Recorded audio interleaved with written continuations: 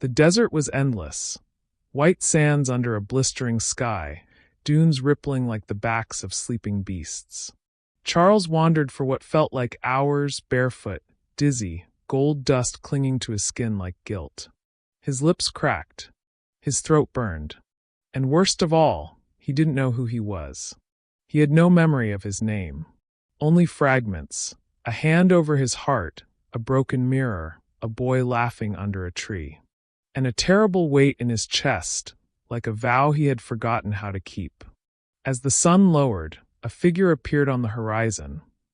A young Fulani girl leading a stubborn goat. She couldn't have been more than 12. Her veil was tied loosely around her neck, and her large brown eyes blinked curiously at the stranger stumbling through the sand. She ran forward. "Ash, are you from the sky?" Charles collapsed to his knees. I don't know where I'm from." She offered him a calabash of water. "You don't know your name?" He shook his head slowly. "It's like it was taken, or traded for something." She tilted her head. "I know you." He looked up. "You do?" "I saw you once in a dream," she said, kneeling beside him. "You were standing under a tree that cried. You were trying to remember a song." Charles's hands trembled. "Do you know the words?" She smiled and sang softly. "Rain falls twice when you pray and once when you weep." The moment the line left her lips, a tear rolled down Charles's cheek. A name stirred in his chest, not whole, but aching to return. "I need to find someone," he said. "Two people. They are my brothers." "Then follow the hawk," she whispered, pointing upward. Above them, a lone hawk circled high above the desert sky. But when Charles stood to follow it, he noticed something trailing behind him in the sand. His footprints, and beside them, another set that weren't his. Robert sat atop a throne of broken stones in the hollowed-out quarry he once ruled. Around him, the abandoned mining camp lay in silence, tools rusting, tents torn by wind, fires cold for weeks. But he didn't notice. He was too busy arguing with the voices in his mind. They never left. Some spoke in riddles. Others screamed. And one spoke softly, gently, with a voice that mimicked Charles. "You left us." "No." Robert barked into the empty air. His hands trembled, still heavy with gold rings he couldn't remove. "I made us rich. I did what needed to be done. And yet you're alone." He spun around. No one there. Only the wind dancing through scorched rocks. Then another voice, different this time. Deeper. More ancient. Not human. "Feed the hunger. Or be consumed." Robert dropped to his knees. "I fed it. I gave it everything. My friends, my name, my sleep." From the shadow of a broken pillar, something slithered out, a glinting trail of coins, moving like a snake. They surrounded him, coiling at his knees. His veins lit up under his skin, gold lines threading through them like roots. Suddenly, a single coin leapt into his palm, engraved with a mirror on one side and Charles's face on the other. "No," Robert gasped. "Not him. He got out. He remembers the oath," the voice hissed. "Do you?" Robert clutched his head, screaming. "I didn't mean to break it." Then a moment of clarity. Amidst the pain and noise, a memory surfaced. Smith's voice, calm and unshakable. "If you lose everything but your word, you still have something." Robert stood, gold dust rising from his skin like steam. "I have to find them," he whispered, "before the gold eats what's left of me." But behind him, the shadow twisted into a humanoid shape with his face and whispered, "You'll never be faster than your curse." Chapter 18. The market that time forgot. The desert gave way to strange terrain. Sand softened beneath Charles's feet as tufts of grass pushed up through the cracks, green veins in the yellow earth. The hawk above him cried once, then dipped sharply westward, circling over what appeared to be an abandoned settlement. Except it wasn't abandoned. A massive wooden archway stood there, carved with unfamiliar symbols and wrapped in strips of red leather that fluttered in the hot wind. Beyond it lay a winding maze of stalls, woven mats, and crooked tents held together by rope and hope. Charles stepped into the shade of the archway. Immediately the air changed. The sun dimmed, but there was no sky, only haze. The noises returned too: laughter, chattering, the sharp clang of a blacksmith's hammer. But none of the people had faces. He walked cautiously through the stalls. A woman without eyes sold dates that bled when bitten. A boy with no mouth carved names into wooden bowls, then shattered them. No one looked at Charles, yet all turned slightly as he passed, as if they knew him. Then he saw it, a mirror stall. Dozens of cracked and foggy mirrors leaned against one another. Behind them, a cloaked man sat hunched, whittling a flute from bone. Charles approached. "Do you know me?" The man did not look up. "No one knows you here. That's why this place lets you in. I'm looking for my brothers." The man paused. "If they broke the oath, they'll leave a trail. Oaths stain time like wine on silk." Charles pointed at a mirror, one still intact. "Can this show me the way?" The man sighed. "Only if you're ready to see what the road cost you." Charles reached out. The mirror shimmered, revealing Smith, inside a glowing chamber beneath roots, holding a thread of gold. And Robert, kneeling in bloodied sand, face buried in his hands, screaming into the wind. The mirror cracked. When Charles turned around, the market was gone. He now stood in the middle of a crossroad, and behind him, someone was walking toward him, with his face. Chapter 19. The Trial of the Two Truths. Beneath the Iroquois' glowing roots, Smith stood alone in the sacred chamber once more. The mirror and golden thread had vanished. In their place stood two figures cloaked in shadow, faceless, silent, and seated on opposite sides of a narrow bridge made of woven branches and old bones. A voice rose from the roots, not loud, not angry, just ancient. "Truth is not what is said, but what is lived. Step forward, Smith ibn Murtala. Speak your truth, or betray your bond." Smith stepped onto the bridge. The moment his foot touched it, the air shifted, and time itself seemed to stretch. To his left, the first figure leaned forward. A shimmer passed over its body, and it became Charles. Not the Charles he had last seen, but younger. Whole, hopeful, eyes full of belief. "To follow me," the figure said in Charles's voice, "was to trust that truth is grown, like millet, not mined like gold." Then, to his right, the second figure shimmered and became Robert, robed in glittering gold, eyes shadowed but not yet broken. "To follow me," Robert's voice echoed, "was to test truth, to see if it bends or breaks or buys us freedom." Smith was frozen. "Choose," the Iroquois' voice whispered. "Not between them, but between the truths they live. One is yours." Smith's heart thundered. He remembered the laughter beneath the Iroquois tree. The oath. The pain that followed. He thought of the children he now taught in Tasharana. Of the healing, the rebuilding, the small but steady life he had created. A truth not made of gold or glory, but of peace. He turned to the Charles figure. "This is the road I chose. And though it cost me much, I regret nothing." The figure smiled. The Robert reflection vanished into smoke.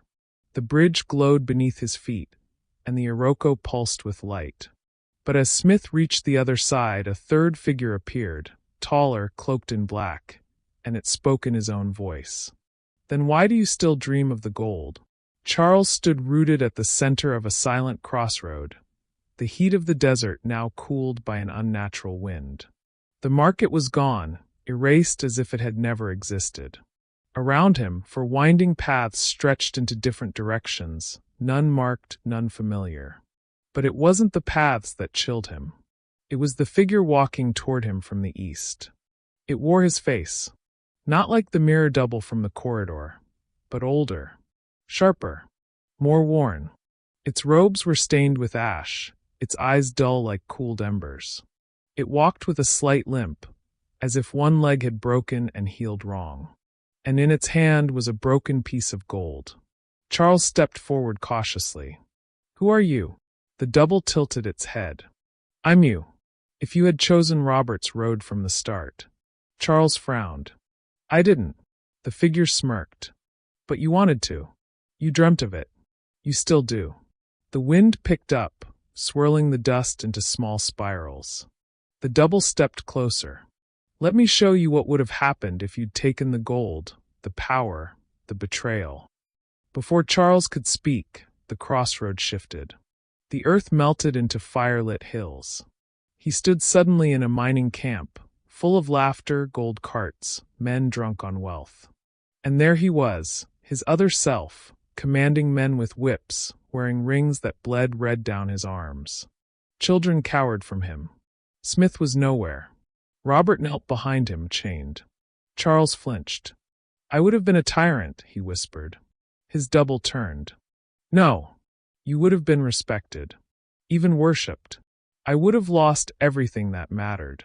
The double hissed, face cracking like ceramic. Then why are we still bound? Charles staggered back. The crossroad returned, the sand beneath his feet cool again. Bound? He asked. The double raised the broken piece of gold. The oath wasn't just words. It was a seal. A soul bond. It cracked when Robert chose himself. It shattered when you left Smith. And unless it's mended, all of you will fade. The double pressed the shard into Charles's hand. You only have one more chance to choose. And one more face to see his. Then the double vanished and Charles turned. To see Smith, far off at the end of one road waiting. Night had fallen over the hollowed mining hill. The moon hung low, bloated and blood-tinged, as if watching Robert from above with a judge's unblinking eye. He knelt in the center of the abandoned quarry, sweat-soaked and trembling, surrounded by a perfect ring of gold coins.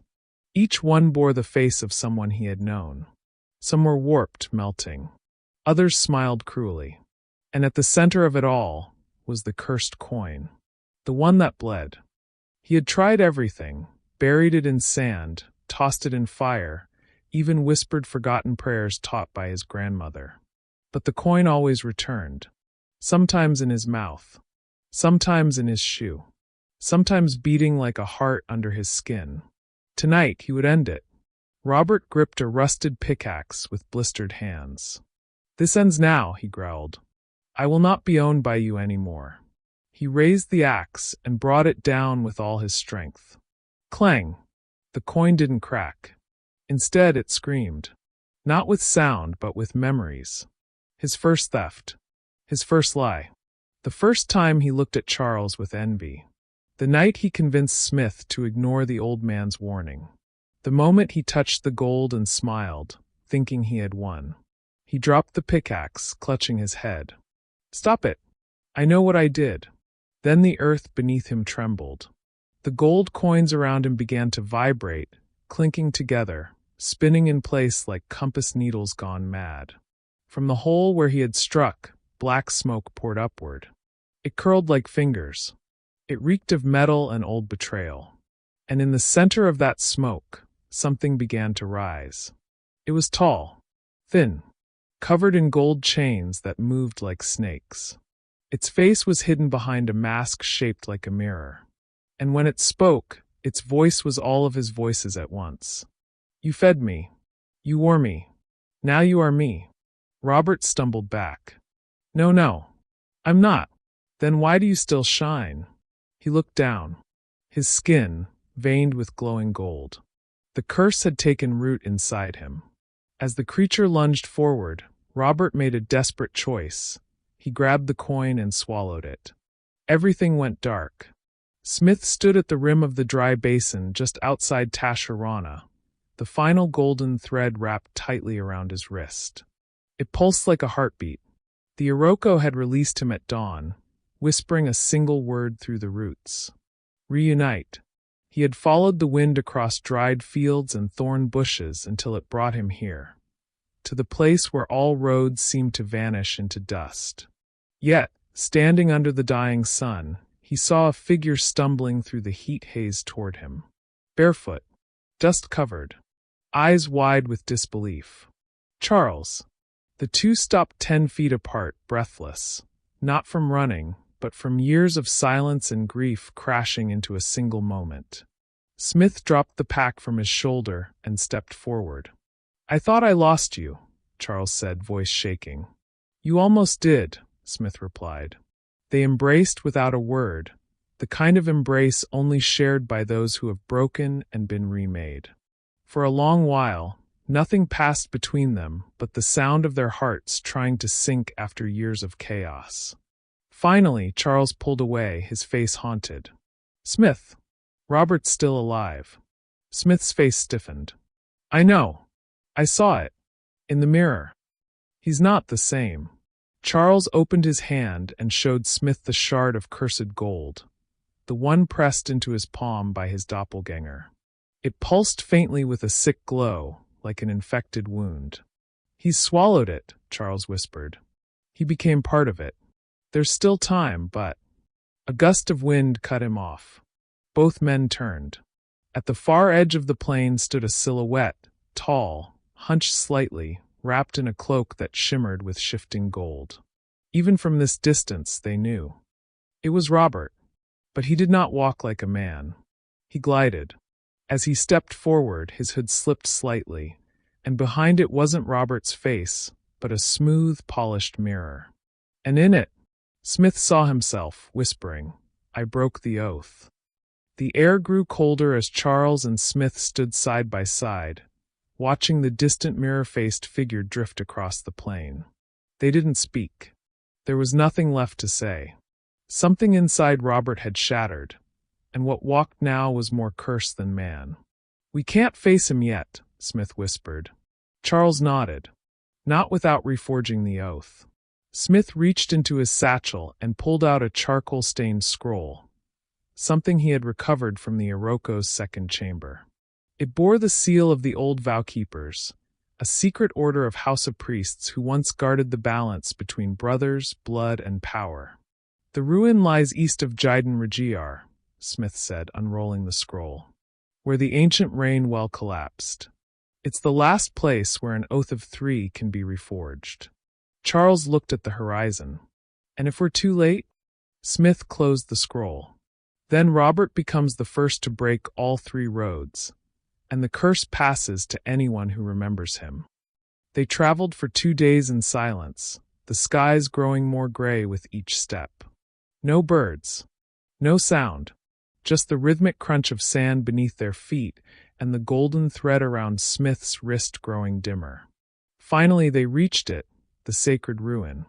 It stood like the ribcage of a long-dead beast, stone arches cracked in half, with thorn vines growing through ancient carvings. In the center, a circular stone dais bore a single inscription, still legible beneath time's erosion. "Only those who bled truth may speak it here." Charles stepped forward first, placing his hand on the stone. It glowed faintly red. Then Smith. His touch made the stone hum like a buried drum. Both took a deep breath. At once they spoke the vow, softly, solemnly, as if time had rewound. "Brothers not by blood but by bond. By oath we rise, by gold we fall. What we take we return. What we break we mend. One voice. One truth. One road." The stone lit up in a pulse of blinding white. Then it cracked. A sound like thunder echoed across the plains. Light split the sky, and somewhere far away, Robert screamed. From behind the broken altar, a hand reached out, skeletal, veined in gold, and dropped a single object at their feet. A mask. Robert's. And it was crying. In the heart of a realm not bound by time or sand, Robert floated in darkness. He saw nothing, yet he remembered everything. He remembered the first time they found gold, how it glittered in the earth like something alive. He remembered Charles shouting in joy, and Smith kneeling in quiet prayer, and how he was already planning how to take more than his share. The coin he swallowed now lived inside him. It pulsed like a second heart, beating out rhythms of shame, hunger, and something far worse, surrender. Then the dark cracked open, and Robert found himself standing in a long corridor lined with doors, each marked with a name he once knew.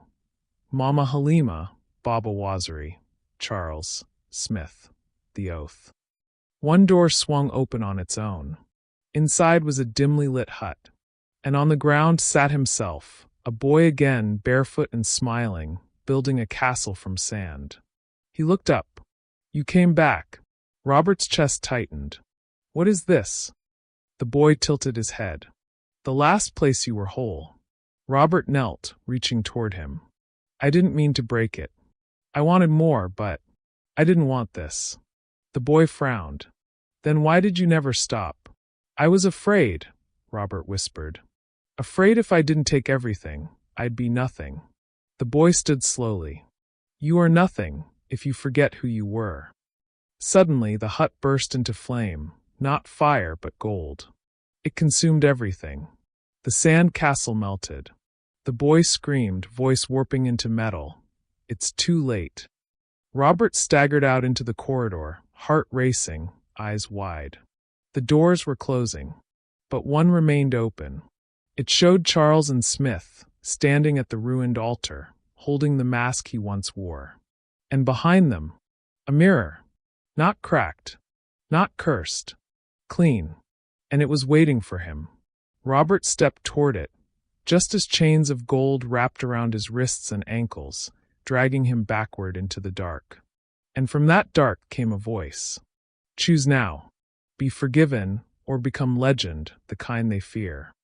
Smith and Charles stood at the edge of a dried-up riverbed where the wind carried songs that no one had sung in generations. Before them loomed a solitary Iroko tree, dead now, its once mighty branches twisted like gnarled fingers pointing in every direction but up. This was the place. Years ago, under the living shade of this very tree, 3 young men, barefoot and bursting with hope, had bound their futures together. They had carved their names into the bark, sworn their lives to the bond, promised to rise together or fall as one. Now only 2 remained whole. Charles knelt first, pressing his hand to the cracked trunk. The initials C.R.S. were still faintly visible in the bark, though faded with time. "I remember Robert's laugh," Charles murmured. "He swore louder than both of us. Said he'd die before breaking it." Smith's voice was low. "And yet here we are, carrying the weight of something we all broke." They circled the tree once in silence, then sat beneath it, mirroring the way they had years ago. In front of them they placed 3 objects, the golden thread, the cursed coin shard, and Robert's crying mask. "We remake it," Smith said. "Or we bury it." Charles nodded. No half-promises. No illusion. He cut a small slit into his palm with a stone, letting a drop of blood fall onto the root. Smith followed. Then they spoke, not to each other but into the earth. "We call back the third. Not the cursed one, not the broken one, but the brother. Return. If not to us, then to yourself." The wind died. Then the air hummed. The tree pulsed once, and from its roots came a glow, faint at first, then blinding. It spread across the old carvings, filling the initials with fire. The golden thread unraveled and wound itself into a circle. Then the mask cracked open down the center, and from within it fell something unexpected. A feather, white, pure, still warm. And far away, in the dream realm of gold and shadow, Robert looked down, to see the feather in his own hand glowing, and a door opening behind him. Robert stood before the open door, the white feather glowing softly in his hand. The chains around his limbs had vanished the moment he touched it. No voice guided him this time. No demon whispered. Only silence and the faint sound of a distant flute, Smith's tune, played long ago beneath the Iroko tree. He stepped through the doorway. The world on the other side was not fire, not shadow. It was water. An endless black lake stretched out before him, flat as glass.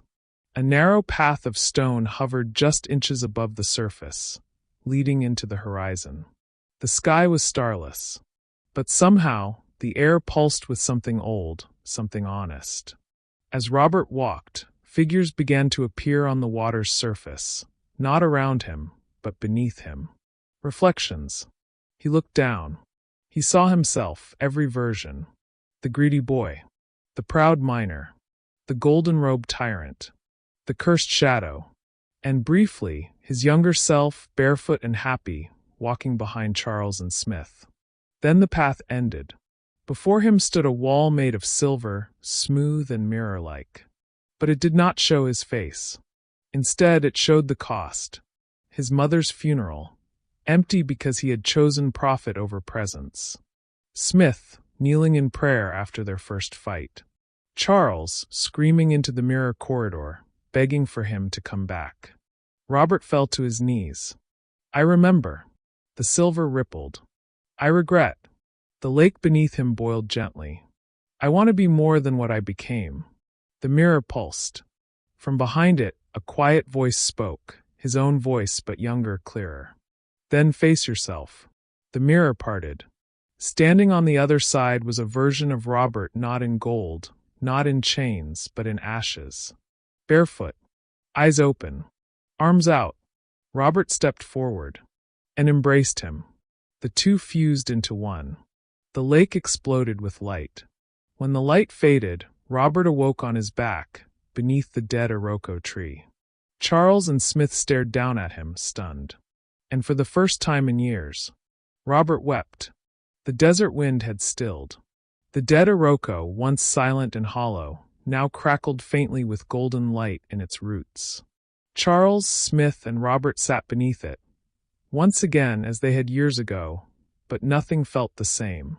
Robert wiped his eyes, still shaking. His robes were no longer shimmering with gold. His hands were bare. The cursed glow had faded from his veins. But shame clung to him like a second skin. I remember everything, he whispered. Smith nodded. So do we. Charles looked down at the shard of the cursed coin still resting on the altar stone. We brought this to mend the bond. But what if it's not enough?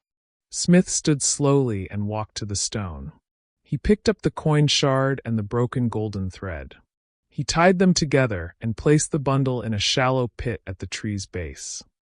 If we're to be whole, Smith said softly, we have to burn the part of us that was false. He struck flint and set the bundle aflame. The fire crackled, then roared, hotter than desert sun. The smoke rose in spirals that shimmered with images. The oath beneath the living tree, the mining camps rise and fall, Charles alone in the mirror corridor, Robert screaming in the quarry, Smith buried beneath trials of memory. Then silence. The flames died down. All that remained was ash, and something unexpected. 3 tiny cowrie shells lying side by side. Charles picked them up. 3 paths, brought back to the same ground. Robert stood last. His face was pale, his voice low. There's still a part of me that craves it, he admitted. The power. The shine. That voice in my head, it's quieter, but not gone. Smith nodded.